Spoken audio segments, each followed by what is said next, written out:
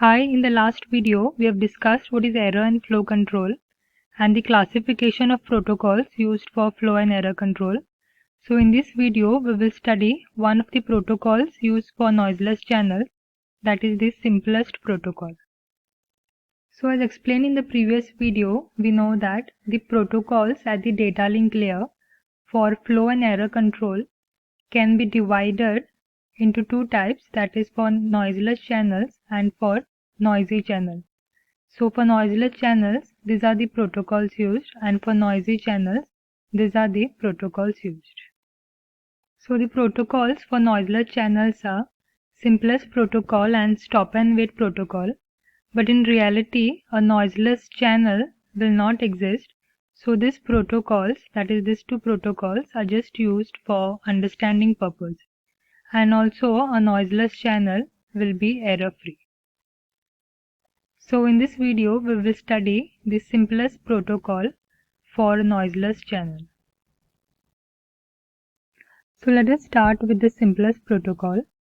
Now this simplest protocol are used for noiseless channels or error free channels, and since it is used for noiseless channels, there will be no error control in simplest protocol.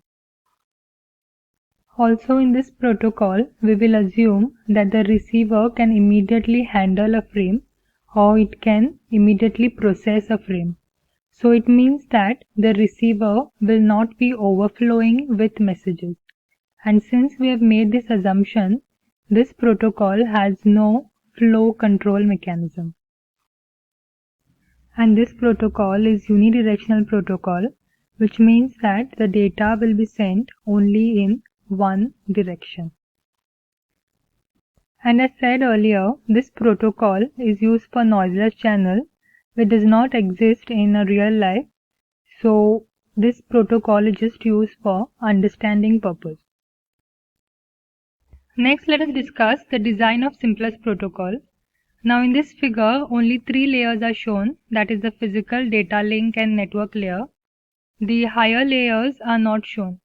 So the simplest protocol will be at the data link layer.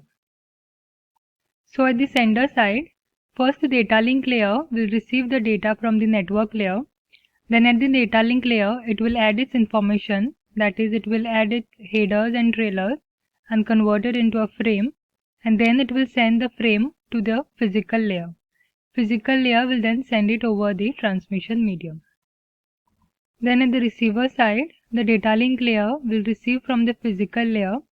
Then at the data link layer, it will extract the information, that is it will remove the headers and the trailers and pass the data to the network layer. Also at the sender side, the data link layer cannot send the frame to the physical layer until it receives the data from the network layer. Similarly, at the receiver side, the data link layer cannot deliver the data to the network layer until it receives the frame from the physical layer. So as a result, events are used in this protocol. So at the sender side, the algorithm will be running constantly, but there is an action only when the network layer has data to send or only when there is a request from the network layer. Similarly, at the receiver side, the algorithm will be running constantly, but there is an action only when the physical layer wants to send data or only when there is a notification from the physical layer. So we can say that there is an action only when there is an event, that is the event at the sender side will be request from network layer and event at the receiver side will be notification from the physical layer. Next, let us discuss the algorithm for simplest protocol at the sender side. The first statement is while true. While true meaning the algorithm will repeat forever, that is, it is an infinite loop. Next is wait for event. Now since the algorithm is event driven, it will wait for an event, that is at the sender side it will wait for this event, that is a request from the network layer. So it will wait for an event to occur and there is no action until there is an event. Next statement is if event request to send, meaning if the network layer has data to send, it will make a request so that it can send the data to the data link layer. So after the event occurs, the data link layer will get the data, that is it will receive the data from the network layer. Then it will make a frame, that is it will add headers and trailers in order to make a frame. And then it will send a frame, that is it will deliver the frame to the physical layer.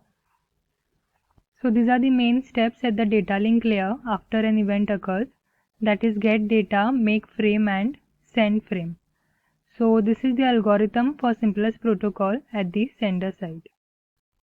Next let us discuss the algorithm for simplest protocol at the receiver side. First statement is while true, meaning it will repeat forever, that is the algorithm has an infinite loop. Next statement is wait for an event, which means that there won't be any action until there is an event, and over here at the receiver side the event is notification from the physical layer. Next is if event arrival notification, which means that if at the receiver side the physical layer has data to send, or if there is a notification from the physical layer, then the data link layer will receive the frame, that is it will receive the frame from the physical layer. Then it will extract the data, that is it will remove the headers and trailers, and then it will deliver the data, that is it will deliver the data to the network layer. So these are the main steps at the data link layer after there is an arrival notification from the physical layer, that is receive frame, extract data and deliver the frame. So this is the algorithm for simplest protocol at the receiver side. So this is an example of how data will be sent using simplest protocol. So over here in this protocol, we had assumed that the receiver can immediately handle the frame and there is no error. As a result, there is no error control over here and no flow control. So the frames will be sent one after another.